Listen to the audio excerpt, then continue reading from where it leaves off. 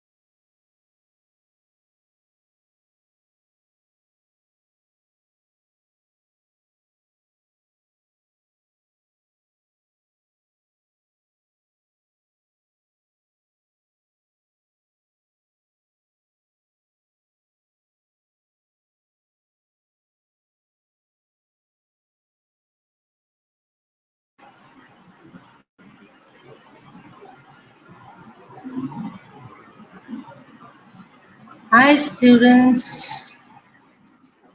Oops.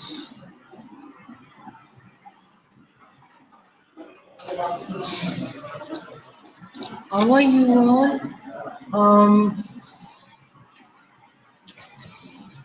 We are on our revision. So today I'll see if I can manage to start with your revision,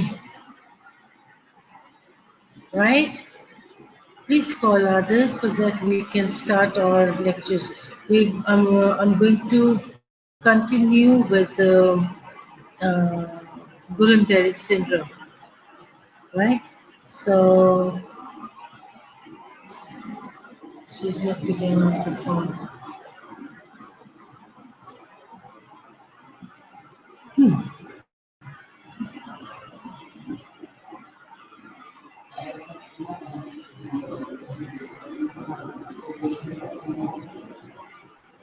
अभी क्यों नहीं मेरा upload कर रही?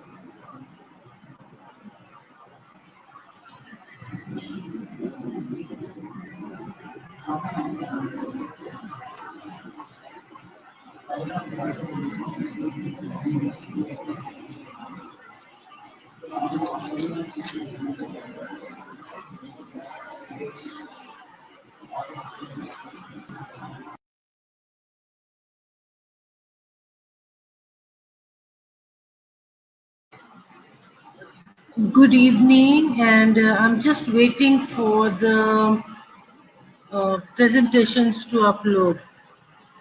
So अभी तक उसने किया नहीं और कोई इधर है नहीं.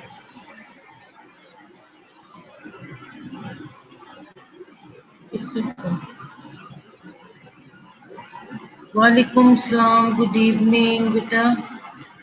सादिया, आप अकेली आई हो अभी तक, बाकी सारे किधर भाग गए? अभी मुझे 5 स्टूडेंट्स नजर आ रहे थे.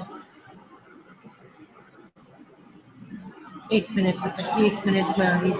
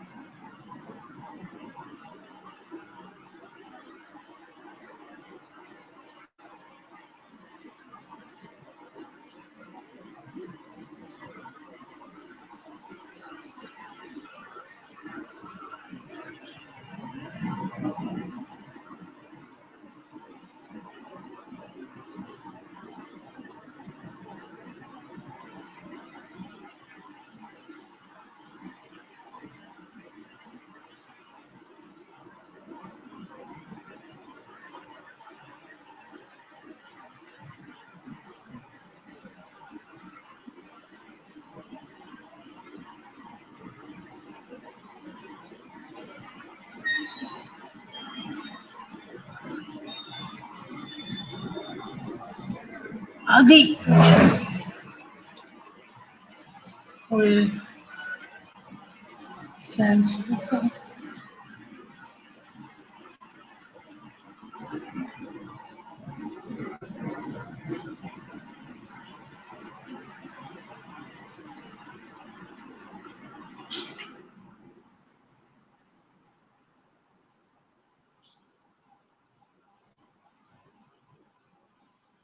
कुछ शोर कम हुआ शहर। उप्स, चलो आ जाओ।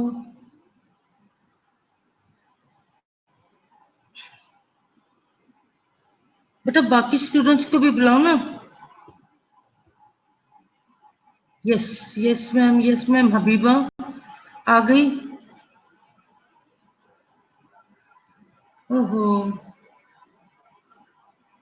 मेरी प्रेजेंटेशन नहीं आई, बाकी सब आ रहे हैं।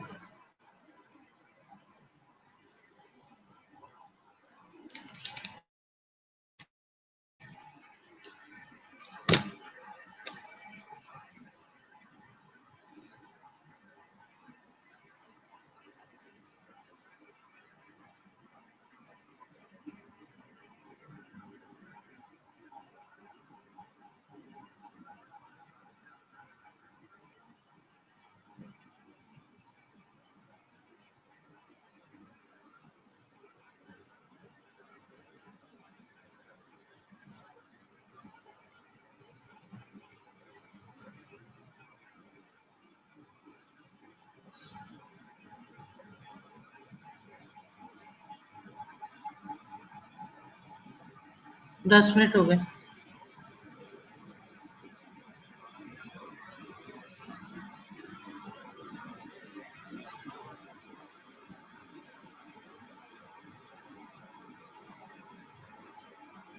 इफ्रा, गुड इवनिंग बेटा। आई एम सॉरी, अभी तक प्रेजेंटेशन अपलोड नहीं हुई है जी। जैसे हो जाती है मैं क्लास शुरू करती हूँ।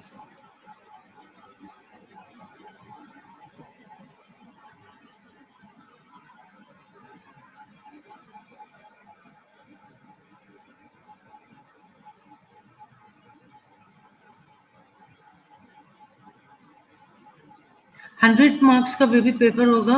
100 आपका थ्योरी, 50 मेरी तरफ से होंगे, 50 मिस राफल की तरफ से।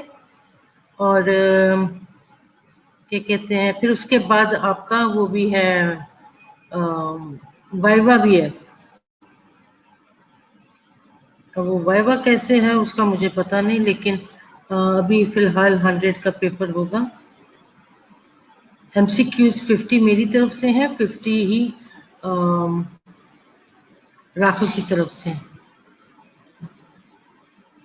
बेटा इन्फेक्शन तक जितना पढ़ा लिया उतना है, ठीक है। मैंने इसीलिए पीछे से अब रिवीजन शुरू कर दी है।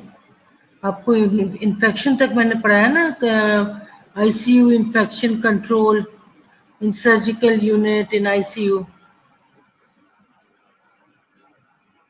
बेटा अभी तक अभी आप लोगों को जो मैं इन्फेक्शन तक पढ़ा रही थी ना, तो उसके उससे पहले पहले क्रिटिकल केयर नर्सिंग से लेके इन्फेक्शन तक। शहर बेटा, मैम वाइवा भी 100 का ही होगा, ठीक हो गया। क्योंकि 200 मार्क्स है ना आप लोगों के आईसीयू के, वो भी 100 का ही है, मैंने बताया ना। चलो आपकी प्रेजेंटेशन आ गई। ये इसने आर्टिरियल डाल दिया, उसको मैंने दूसरा डाल कर दिया था। एक मिनट बेटा, मैं जरा उसको पूछ के आऊँ कि ये क्या किया। आ रही हूँ।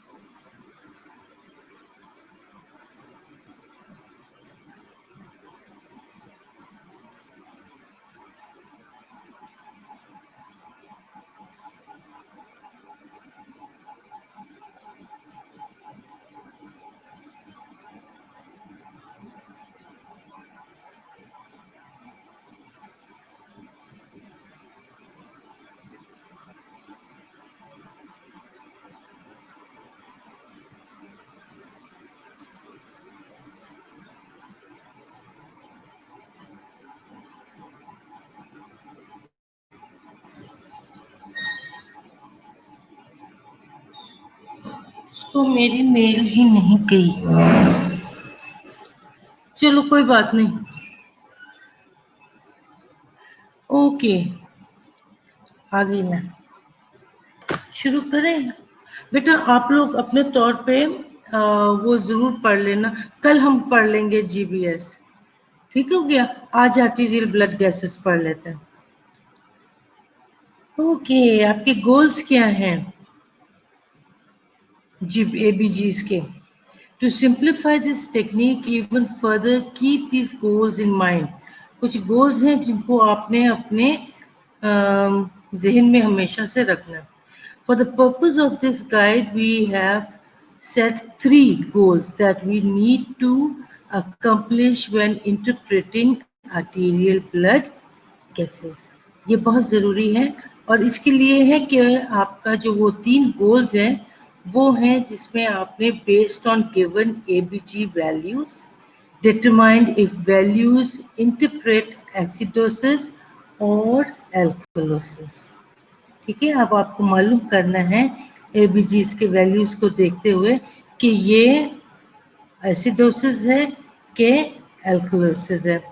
दूसरी बात उसने क्या है, we need to determine if value define metabolic और रेस्पिरेटरी। ठीक है, अब आपने पहले देखना, आपने पहले तो आपने देखना है कि ये अल्कोलोसिस है कि एसिडोसिस है। दूसरा जो उसने बात कही है वो आपने देखना है कि ये मेटाबॉलिक है कि रेस्पिरेटरी है। Lastly we need to determine the compensation, देखनी है कि ये फुली कंपनसेटेड है, पार्शली कंपनसेटेड है या अनकंपनसेटेड है। ये वो 3 गोल्स हैं जिनको आपने हर हालत में मालूम करना है। ठीक हो गया? आगे चल के हम देखते हैं ये आपके गोल्स हैं।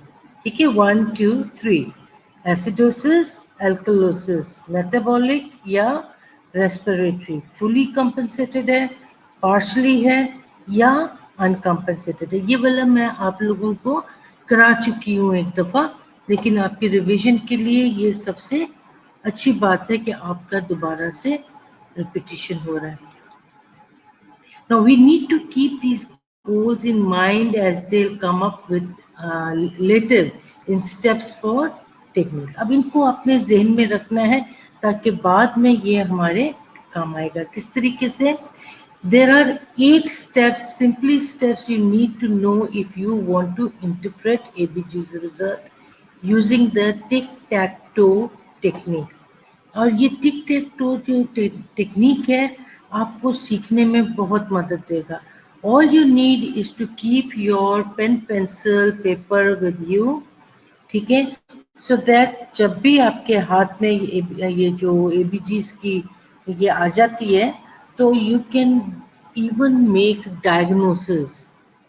ठीक है, आप नर्सिंग डायग्नोस भी बहुत अच्छे से बना सकेंगे। एनीवेज, हम देखते हैं कि वो 8 स्टेप्स कौन कौन से हो सकते हैं।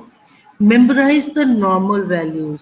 ठीक है, आपको जो एबीजीज के नॉर्मल वैल्यूज हैं उनको आपने, किसने कहा था, हबीबा ने कहा था लास्ट टाइम कि वो घोल के किस तरह पीना है, रूह अफ़ज़ा की तरह घोल के पी जाना। ठीक है, जामे शीरी की तरह घोल के पी जाना, इस तरीके से आपने इसको बोलना है। So memorise the normal values, create your tic tac toe grid. ठीक है, हमने वो एक ग्राफ सा बनाया था और उसके अंदर हमने वैल्यूज डाले थे और फिर उस वैल्यूज को डालने पर हमने देखा कि ये हमारा एबीजीज की रिपोर्ट क्या कहती है। Determine if pH is under normal, acidosis या एल्कलोसिस। अब आपने देखना है कि पीएच जो है वो नॉर्मल वैल्यूज आ रही हैं, एसिडोसिस या एल्कलोसिस है। Determine if PaCO2 is under normal, ये आपने देखना है। आपने ये बाइकार्बोनेट को देखना है कि नॉर्मल है, एसिडोसिस है कि एल्कलोसिस है। ठीक है, सो सॉल्व योर गोल 1 एसिडोसिस या alkalosis, solve your goal 2 that is metabolic and respiratory, and solve goal 3 कि वो compensation है उसकी के नहीं है। ठीक हो गया। अब मेमोराइज करने के लिए जो आपका उसने बताया है वो है pH. The normal range is 7.35 to 7.45, right. For PaCO2 जो है वो नॉर्मल रेंज में 35 to 45। ये आप लोग तो वार्ड में काम करते हो, आप लोगों ने इसको यकीन अच्छे से याद किया होगा। और बाइकार्बोनेट उसने कहा है कि 22 to 26 है। ठीक हो गया। अब ये देखो उसने एक नॉर्मल ब्लड पीएच स्केल बना दिया। अब जो इधर को आ रहा है, नेगेटिव साइड पे आ रहा है, दैट इज एसिडोसिस, और अगर ये इस साइड को जा रहा है दैट इज एल्कोलोसिस। इसी तरीके से अगर हम इसको घुमा दें एरोस को, ये हॉरिजॉन्टल है ना, अगर हम इसको वर्टिकल कर दें तो वर्टिकल में भी क्या होगा, एल्कोलोसिस ऊपर चला जाएगा, एसिडोसिस नीचे आ जाएगा। ठीक है, 7.35 to 7.45 ये आपके पास नॉर्मल वैल्यू है पीएच की। अब अगर वो 7.34 है तो वो एसिडोसिस है, और अगर वो 7.47 है तो एल्कलोसिस की तरफ चला जाएगा। ठीक हो गया, ये इधर उन्होंने छोटा सा करके बताया हुआ। The recommended way of memorizing by drawing the diagram of normal values above, write it down together with the arrow indicating acidosis और alkalosis। ये उन्होंने आपको एक टिप बता दी कि आप एक मेमोराइज करने के लिए अच्छे तरीके से आप अपना एरो बना लो, ठीक है, और वो डायग्राम में आप उसको इकट्ठा ही लिख लो कि ये एसिडोसिस है कि ये एल्कलोसिस है।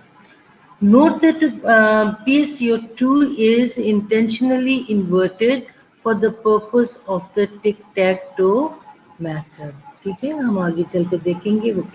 अब आप कैसे क्रिएट करोगे? Once you have memorized it, make a diagram, create a blank in your tic-tac-toe grid and label the top row as acidosis, normal and alkalosis। यानी कि आपने ग्राफ जो बनाया है वो 9 कॉलम्स आ जाएंगे उस एक ग्रिड के अंदर। ठीक है, 3 इधर से आ जाएंगे, 3 इधर से आएंगे, लेकिन आप उसको 9 आपके अंदर उसके अंदर ब्लॉक्स मिलेंगे। Based on the values, need to determine which column will place pH, PaCO2 and HCO3 in the grid. Here, ये आपने make 3 into 3 grid बनाया है, right? 3 into 3, 1, 2, 3, 4, 5, 6, 7, 8, 9 हो गया।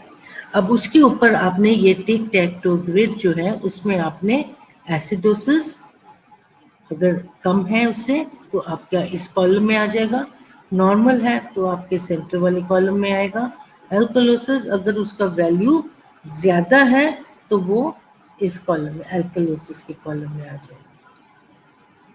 Now determine if pH is under normal acidosis or alkalosis.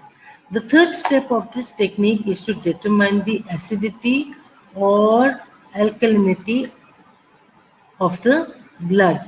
ठीक है, अब उसमें alkaline आ रहा है कि acid आ रहा है, determine the factor. Remember that the first step, that is the normal pH range, is 3.5 to 7.45। ठीक, अब आपने जो ग्रिड बनाया है अगर तो वो 7.35 से कम है तो क्या होगा, वो एसिडोसिस में आ जाएगा, और अगर 4-5 से ज्यादा है तो एल्कलोसिस के ग्रेड में आ जाएगा। But if it's in the normal range you have to write it in the centre column. हो गया? Okay. Now, if the pH is between 7.35 to 7.39, the interpretation is normal, but slightly acidosis. Place it under the normal column. ठीक है, so ये normal है तो आप उसको centre में डालोगे। अगर उसके pH is between 7.41 to 4-5 interpretation normal but slightly alkalosis. ठीक है, अब ये लोअर साइड पर है इसलिए उसने स्लाइटली एसिडोसिस कह दिया, और ये थोड़ा सा हायर साइड पर है इसलिए उसको थोड़ा सा एल्कलोसिस की साइड पर उसने कॉलम में मेंशन कर दिया। एनी ब्लड पीएच बिलो 3.5 जो है, ठीक है, 7.34, 33, 32 जो है and so on is acidosis, place it under acidosis column. और अगर इससे अबव है तो एल्कलोसिस में चला जाएगा, जो मैंने आपको पहले रिपीट किया था। हियर, ठीक है, लुक एट दिस डायग्राम।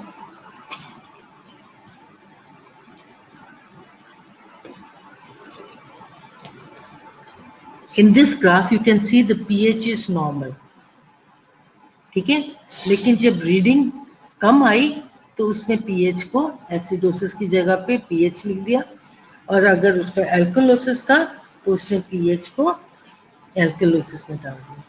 तो लिखने का तरीका इस तरीके से होगा। हो गया। Now we need to determine where we'll plot pH in the tic-tac grid. Once you have determined where the pH is under acidosis या alkalosis, plot it on your tic-tac grid under the appropriate column. ये बिल्कुल इस तरीके से, ये आपने उसका pH को प्लॉट कर दिया। ठीक हो गया। नंबर 4 में if PaCO2 is under normal, ठीक है, तो ये आपने देखा कि ये नॉर्मल है, उसने सेंटर में डाला। अब इसके अंदर अगर नॉर्मल से कम है तो उसको एसिडोसिस में डाल दिया। ठीक है, सो इसका मतलब है आपका जो ये PaCO2 है वो किस में चला गया, एसिडोसिस में चला गया। और अगर हायर साइड पे उसका वैल्यूज आ रहे हैं तो वो एल्कलोसिस में चला गया। ओके, ठीक है, PaCO2 जो है उसने कहा कि इट्स बिलो 3.35 है। नॉर्मल हमने क्या देखा, 35 टू 45, सो 35 से कम होगा, 34, 33, 32 वगैरह, तो वो किस में चला जाएगा, एसिडोसिस में चला जाएगा।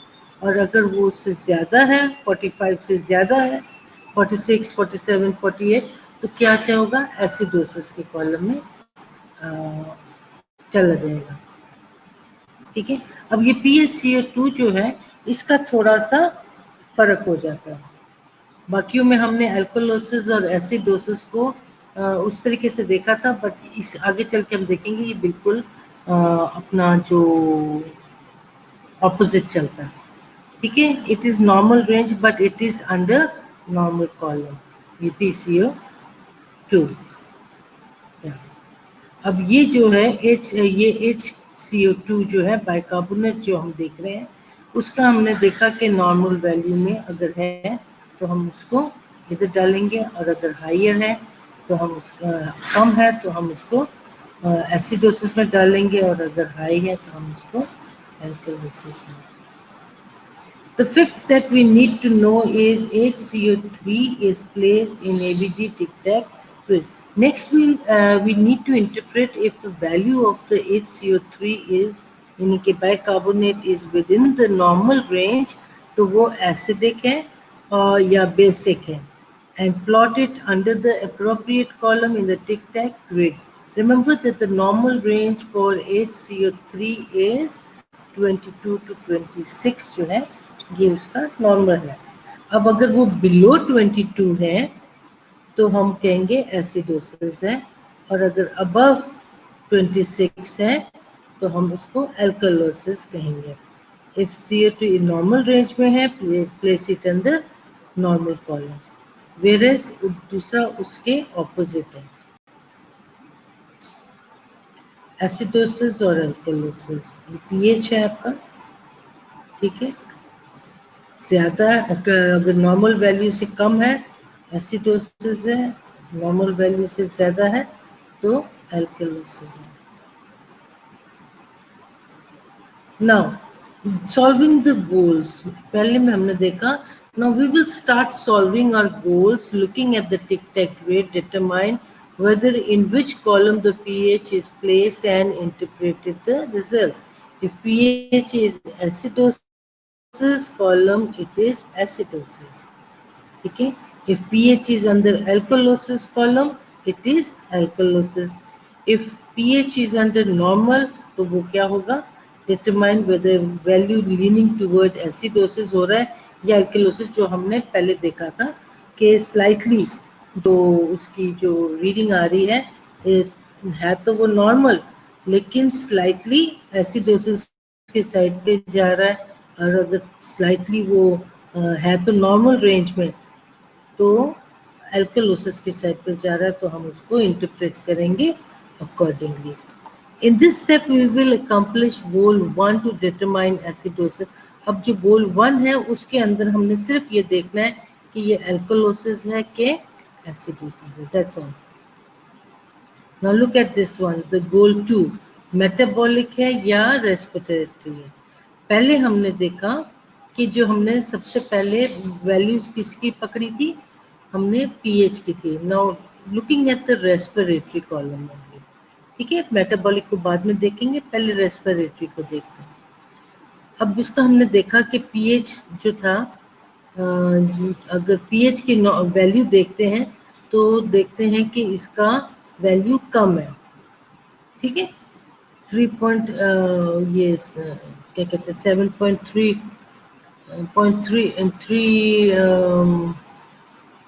से कितना था, 3.5 था.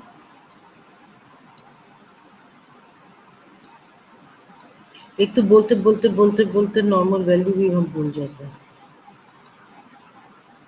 जब तक लिखो नहीं याद नहीं रहता है. ओके, ये 7.35 से लेके 7.45 तक हमने देखा था कि नॉर्मल है, तो हमने इसी तरीके से उसके जो नॉर्मल वैल्यू में देख रहे हैं 3.5 से वो कम है. ठीक है, तो ये नहीं है, ये ठीक है. पहले हमने देखा उसका पीएच को हमने सबसे पहले पकड़ना है, तो जब हमने पीएच को देखा तो वो एसिडोसिस यानी कि 3.5 से कम था, तो हमने उसको एसिडोसिस के कॉलम में लिख दिया. यहाँ CO2, ठीक है, उसके अंदर स्ट्रिप पे आप लोगों के पास लिखा आता है सारा, तो उसमें आप देख रहे हो कि उसके नॉर्मल वैल्यू से वो कम है. ठीक है, अगर तो वो कम है तो हम उसको एसिडोसिस में डाल देंगे, और अगर वो बाइकार्बोनेट जो है हमेशा ये दोनों अपोजिट चलते हैं, साथ साथ नहीं चलते. ठीक हो गया. अगर ये हाई है तो ये लो होगा, अगर ये लो है तो ये हायर साइड पे जाएगा. सेम इधर है इसका, अगर इसका पीएच का लेवल क्या कहते हैं हायर साइड पर जा रहा है तो पीएच को हम पकड़ के एल्केलोसिस में फिर डाल देंगे कॉलम में, और उसका जो क्या कहते हैं HCO ये बाइकार्बोनेट अगर ज़्यादा वैल्यू के जा रहा है तो हम उसको इधर डाल देंगे, तो ये हमारे पास मेटाबॉलिक एल्कलोसिस हो जाएगा ये, और ये रेस्पिरेटरी एल्कलोसिस कहलाएगा. हो गया. Solving goal 2, analyze where pH is up with lines of PaCO2. It's respiratory. If it lines up with HCO3 bicarbonate है तो वो मेटाबॉलिक होगा. तो रेस्पिरेटरी को तो आप ये CO2 से आप हमेशा याद रख लेना कि ये कार्बन डाइऑक्साइड की बात कर रहा है, तो ये हमारे पास रेस्पिरेटरी का जिक्र करेगा, और ये CO3 का जिक्र कर रहा है, बाइकार्बोनेट का जिक्र कर रहा है, तो वो मेटाबॉलिक होगा. ठीक हो गया. सो रेस्पिरेटरी एंड मेटाबॉलिक, अगर आपने इसको इस तरीके से देखना तो मेटाबॉलिक, और ये प्रीवियस स्लाइड को अगर हम देखें तो ये हमारे पास रेस्पिरेटरी में आ रहा है, तो रेस्पिरेटरी ये एसिडोसिस. ठीक है, इसका कॉल ये एसिडोसिस में जा रहा है, तो ये आ जाएगा रेस्पिरेटरी एसिडोसिस। और ये HCO2 ये 3 जो है बाइकार्बोनेट, अगर उसका अगर पीएच जो है वो यहाँ पर आ जाता है, ठीक है, तो हम उसको कहेंगे मेटाबॉलिक एल्कलोसिस, जैसे ये है। So this is metabolic alkalosis, ये रेस्पिरेटरी एसिडोसिस। ठीक। सॉल्व गोल 3 में कंपनसेशन हम देखेंगे। कंपनसेशन में हम देखते हैं कि ये नॉर्मल है पीएच, ठीक है, तो ये फुली कंपनसेटेड है, ये दोनों साइड पर जा रहे हैं। This is all fully compensated. ये पार्शियल हो गया, ठीक है। पार्शियल इसलिए हो गया क्योंकि ये एक साइड पर है, इसका मतलब है ये मेटाबॉलिक एल्कलोसिस की तरफ जा रहा है। और अगर ये यहाँ पर भी होता तब भी हम कहते हैं कि ये पार्शली कंपनसेटेड है। तो ये चाहे वो मेटाबॉलिक है या रेस्पिरेटरी है। तो ये क्योंकि इसके साथ पीएच नहीं लगा हुआ, ठीक है, पीएच आपका एल्कलोसिस में है, तो इसका डायग्नोस मेटाबॉलिक एल्कलोसिस बनेगा, जो कि पार्शली कॉम्पेंसेटेड है। और अगर ये जो क्या कहते हैं, सपोज PaCO2 जो है ये नॉर्मल कॉलम में आ रहा है और पीएच और HCO2 जो है ये दोनों एल्कलोसिस के टिकटॉक में टिक टैक टॉक के कॉलम में आ रहा है, तो हम उसको अनकम्पेंसेटेड कहेंगे, ठीक है। ये पार्शली कंपनसेटेड है, ये अनकम्पेंसेटेड है क्योंकि ये नॉर्मल इसका जो है ये PaCO3 जो है ये अपने नॉर्मल कॉलम में है। सपोज अगर ये PaCO2 जो है ये आपके पास एल्कलोसिस में होता और पीएच जो है वो भी एल्कलोसिस एसिडोसिस में होता, तो हम कहते हैं कि रेस्पिरेटरी एसिडोसिस अनकम्पेंसेटेड, ठीक है, क्योंकि HCO2 जो है बाइकार्बोनेट जो है उसका वैल्यू जो है वो नॉर्मल आया, तो वो हमने इसके नॉर्मल कॉलम में डाल दिया, राइट। तो ये इस तरीके से आप उसको बना सकते हो। इसकी थोड़ी सी प्रैक्टिस की जरूरत चाहिए, बाकी ये इतना मुश्किल नहीं है। सॉल्विंग गोल 3 में we determine the compensation of ABG's result. Lastly, we need to determine the compensation to accomplish our goal. Interpret the result as follows. It is fully compensated if pH is normal.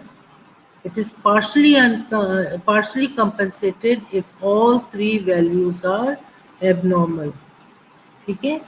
और uncompensated में partial pressure of carbon dioxide bicarbonate is normal and the other is abnormal, तो वो क्या हो जाएगा, partially it will be uncompensated। Okay, acid base के mnemonic में आप हमेशा रोम को याद रखें। R for respiratory, O for opposite, ठीक है।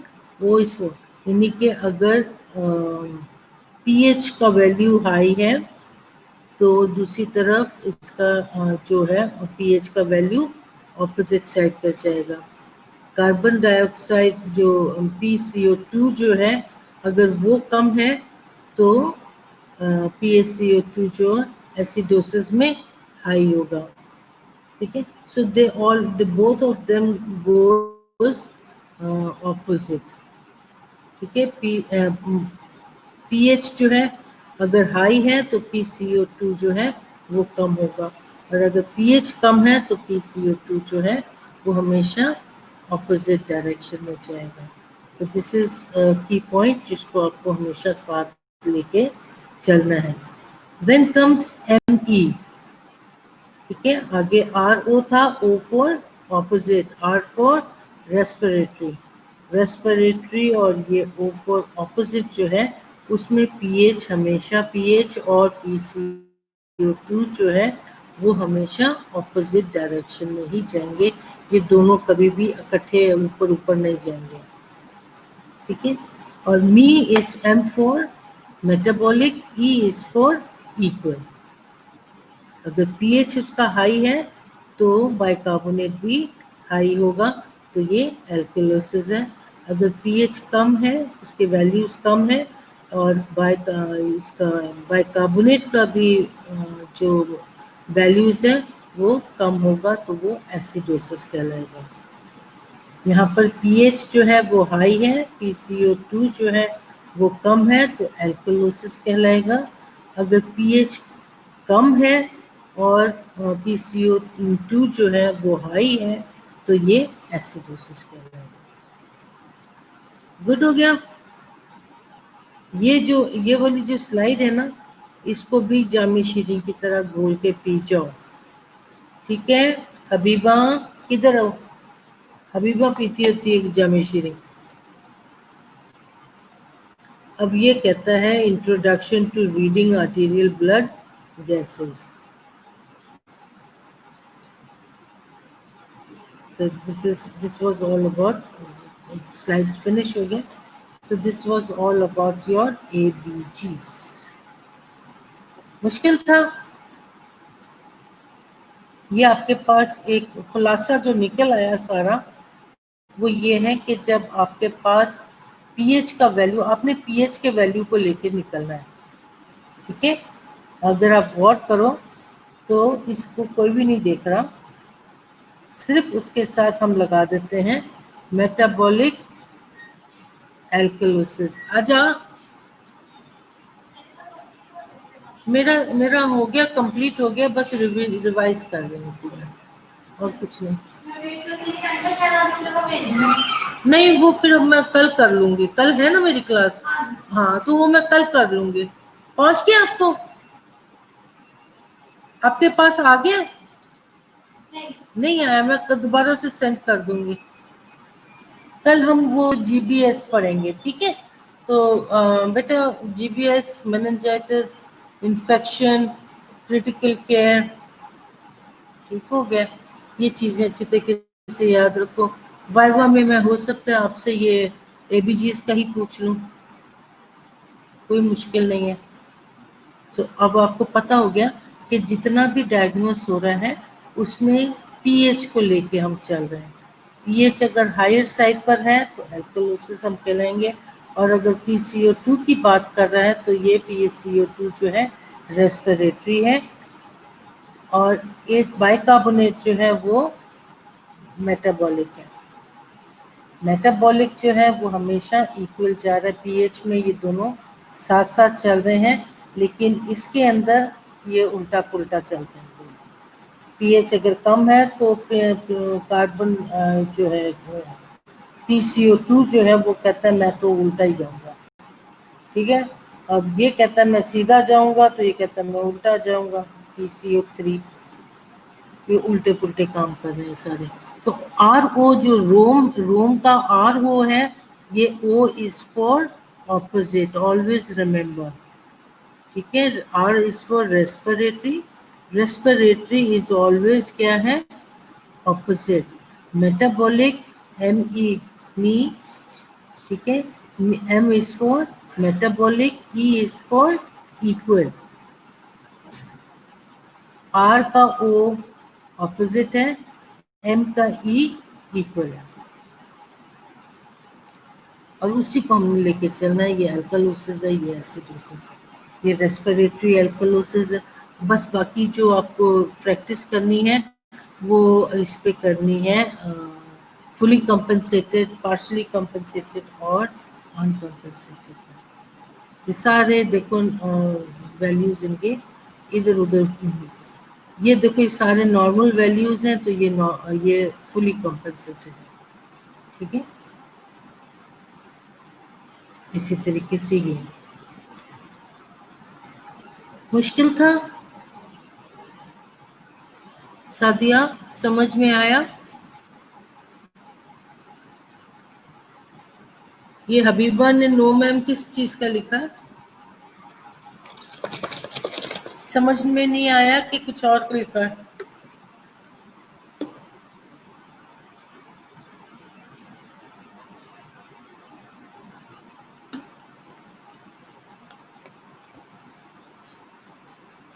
अरे उधर हो भी, यस मैम, सादिया समझ में आ गया। बेटा ये वाली स्लाइड आप लोगों के पास मौजूद है, मैंने आप लोगों के साथ शेयर की हुई है। इस स्लाइड को अच्छे तरीके से देखो, आपको ये जो क्या कहते हैं एबीजीज हैं, ये आपको बहुत अच्छे तरीके से याद हो जाएंगे। मेरे पास ये वाली स्लाइड कभी थी नहीं जिस वक्त मैं सीख रही थी ये, और मुझे ये इतना मुश्किल लगता था, लेकिन अब जब आ जाता है जब, तो फिर मुश्किल नहीं लगता, इजी था। इसलिए लिखा के तो मैम इजी था। क्या हबीबा क्या बोल रही हो? चलो,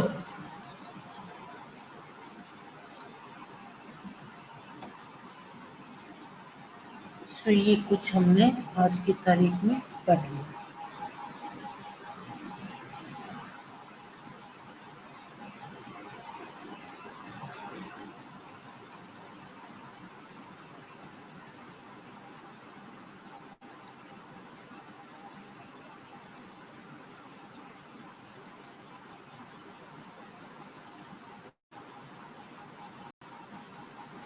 आज क्या डेट हो गई है? 7/7 बताओ।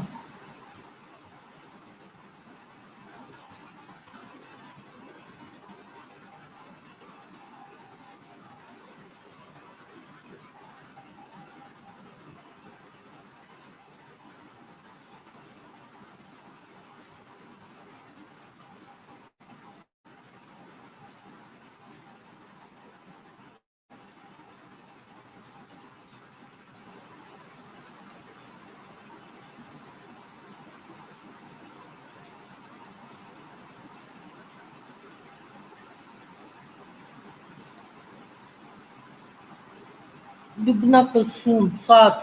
7 क्या है ये? What is 7? Lubna Kulsoom, what do you mean by 7? क्या कोड वर्ड्स चल रहे हैं आप लोगों के? आज लड़का लोग कोई नहीं आया? जूलियस, रोनाल्ड, ये लड़के लोगों को क्या हो गया आज? ये क्यों नहीं आए क्लास में? अच्छा डेट बता रही हो, या बेटा डे 7।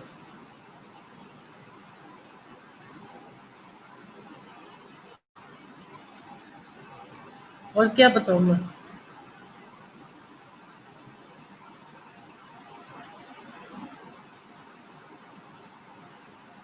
आप लोगों ने कुछ पूछना है? और इफ्रा सो गई?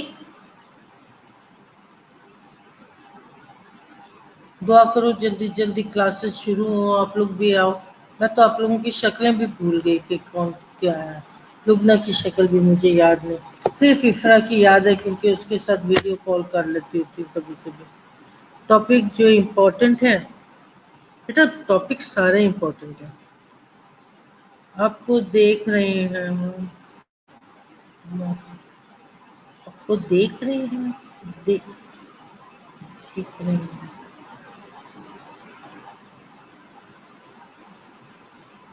आप लोग को देख ले तो मैं नहीं देख पाती आप लोगों को, इसलिए मुझे आप लोगों की शक्लें भी भूल गई हैं अब। अभी तो हम लोग शुरू हुए थे क्लासेस लेना, तो कोरोना आ गया।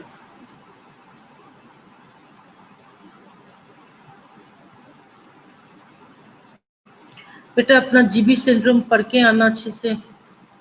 आप लोगों के पास वैसे भी नेट पर से भी देखो अपना जीबी सिंड्रोम, मेनिंजाइटिस देखो, ये इंपॉर्टेंट टॉपिक्स हैं।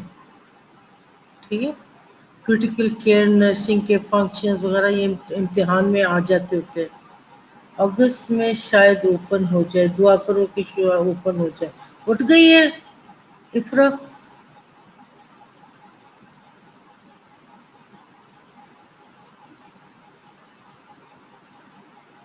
बस दुआ करो। अब तो ये खाली खाली कॉलेज भी ना इतना बेकार लगता है। हमारे सारे बच्चे गायब हो गए।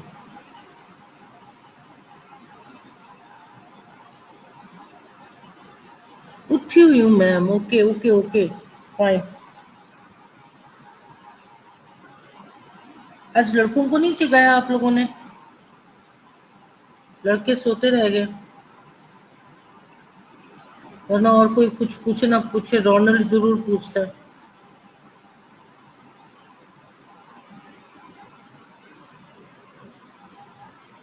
तो जूलियस भी नहीं आया।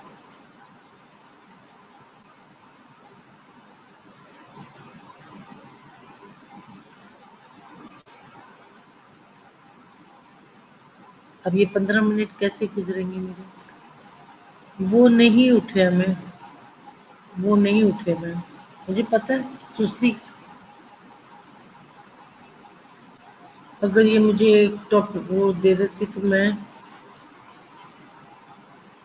बेटा ये जो ग्राफ है ना, ये बहुत काम की चीज है सीखने के लिए। ये वाली, ये वाला जो, ये जो स्लाइड आपको नजर आ रही है, ये बहुत मजे की स्लाइड है आप लोगों के सीखने के लिए। खुद से कॉर्नर पे आपने ये क्या कहते हैं, ये ग्राफ बनाया। अब आपको पता है इस साइड पे जो जा रहा है, लेफ्ट साइड पे जो जा रहा है वो एल्कलोसिस, जो राइट साइड पे जा रहा है एसिडोसिस है।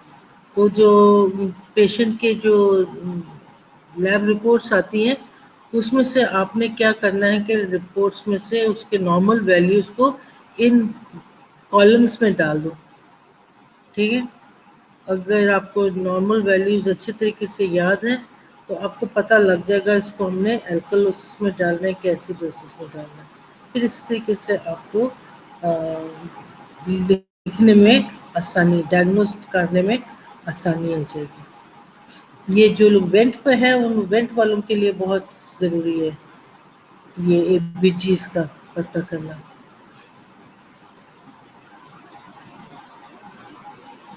ये टिक tac to, tick tac to बहुत मजे, मुझे अच्छा लगा सीखने के लिए। वाइवा रोल नंबर वैसे होंगे मैम, होने तो चाहिए।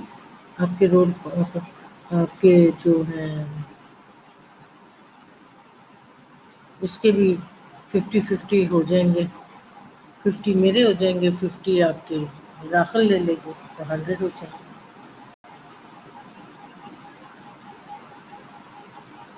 है ना? ठीक होगी।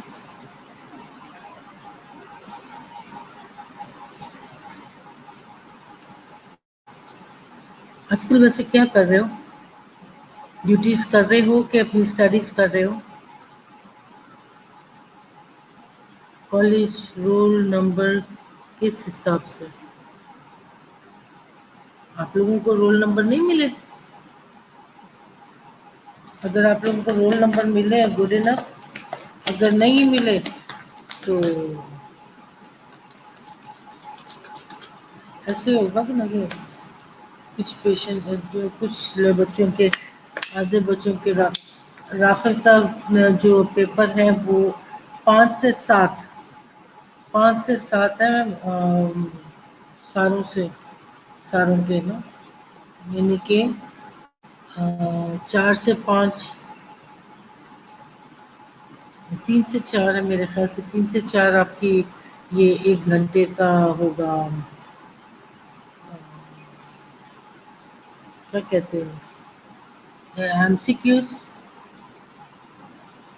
ठीक है? आपकी जो पेपर है वो 3 से 4 वो होगा, और 5 से 7 आपका वाइवा होगा उसी तारीख में।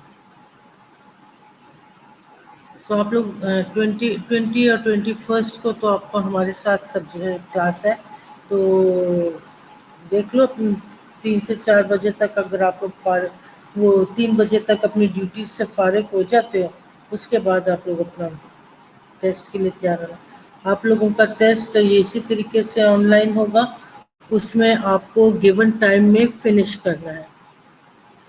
अब चाहो तो आप अपने ड्यूटी पे ही कोने में बैठ के अपने मोबाइल के साथ उसके आंसर जवाब दे दो। आपने कौन सा देना है, ABCD चूज करना है, सिर्फ पढ़ना है हर पेज पे, तो वो आपने उसको देखते जाओ और उसको आंसर करते चले जाओ। और ये शफल्ड है, ये नहीं कि आप लोग इकट्ठे बैठेंगे तो एक दूसरे से पूछ सकते हो, होगा ही नहीं, मुश्किल हो जाएगा। क्योंकि आप सब लोगों के जब सामने पेपर आएगा तो सबके आंसर्स इधर उधर बिखरे होंगे, तो आप लोगों को वो पूछने की वो ही नहीं पड़ेगी, जरूरत ही नहीं पड़ेगी, क्योंकि पूछने में ही आप बहुत वक्त ज़ाया कर सकते हो। उसका आंसर कुछ है, उसका आंसर कुछ है, तो वो आप लोगों को तो आंसर्स मिलेंगे नहीं ठीक से। किसी में ए बी सी डी, जैसे ए बी सी डी होता है, किसी में आंसर जो है वो ए में चला जाएगा, और ये कंप्यूटर ही आपका पेपर भी चेक करेगा। ठीक हो गया? तो आपने अच्छे तरीके से स्टडी करनी है। आप लोगों का मैंने एक 12 को और एक 13 को टेस्ट लिखा हुआ है, और वो बेटा आप लोगों ने देख लेना टाइमिंग क्या है। मेरे ख्याल से एक का 10 से 11 है, और एक का 9 से 10 है। पहला वाला 9 से 10 है, दूसरा वाला 10 से 11 है, एक एक घंटे का। तो टेस्ट ज़रूर अटेम्प्ट करना, ठीक है, वो ज़रूरी है। और ऑनलाइन ही आपका आंसर्स भी उसी में आ जाएंगे। गूगल क्लास में सेंड करना है मैम टेस्ट। अब ये गूगल क्लास में करना नहीं, गूगल क्लास में नहीं है बेटा, ये वेबिनार में है।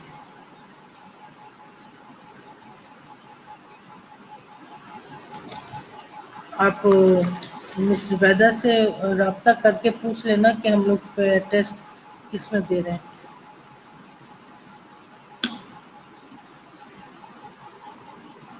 ठीक है? तो वो आपकी हेल्प कर देंगे, बताएंगे आपको ठीक से। अब ये किधर चले गए सारे, जो भी एक एक गायब कौन हुई है?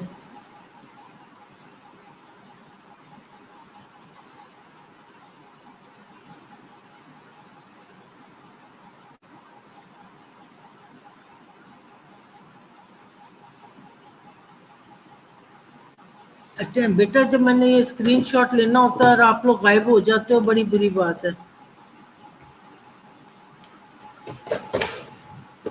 ये कौन गायब हुआ है यहाँ से? हम तो इधर ही हैं। Very good. तो कौन गया बाहर?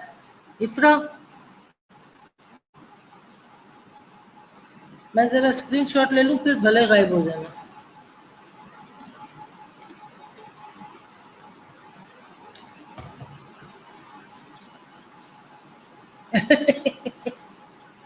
ऑनलाइन स्टडी बहुत मुश्किल है, या ये तो है। सादिया प्रेजेंट हो, लेकिन अक्सर अभी भागा कौन है यहाँ से बीच में से? इफ्रा मालूम कर, मेरा वजीर कौन, चोर सिपाही का पता लगाओ, कौन भाग गया?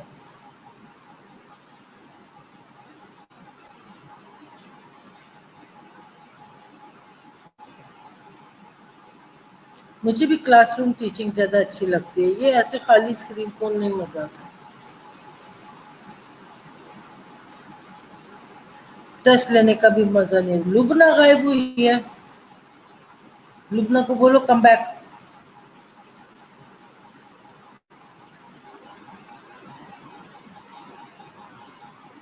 चोर को ढूंढो, पता का लगाओ लुबना कहाँ गई है। अभी तक 4 ही है। 54।